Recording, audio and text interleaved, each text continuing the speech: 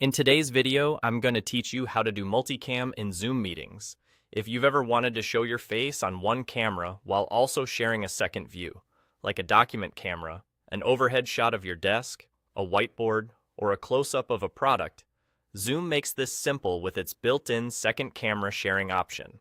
Before we begin, make sure your extra camera is plugged in and recognized by your computer. That could be an external USB webcam or a built-in camera on a second device connected as a camera source. Also, it helps to update the Zoom desktop app so the feature is available and runs smoothly. Here's how it works once you're in a meeting. When you're ready to bring in that additional angle, click the Share button at the bottom of the Zoom window. This opens the sharing panel you're used to. Across the top of that panel, look for the Advanced tab. Click it to reveal more specialized sharing options designed for things like computer audio, whiteboards, and in our case, the second camera. Next, choose Second Camera. In some versions of Zoom, you may see it labeled as Content from Second Camera. Select that, then Confirm. Zoom will immediately start sharing the video feed from your additional camera to everyone in the meeting. That's it, and there you go. You're now running a multicam setup inside your Zoom call with just a couple of clicks. A few quick tips to get the best results. Position and stabilize your second camera before the meeting so you're not fumbling on camera.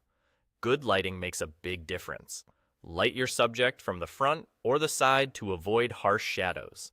Keep in mind, when you share the second camera, your audio continues to come from your chosen microphone, not from the second device, so speak as you normally would.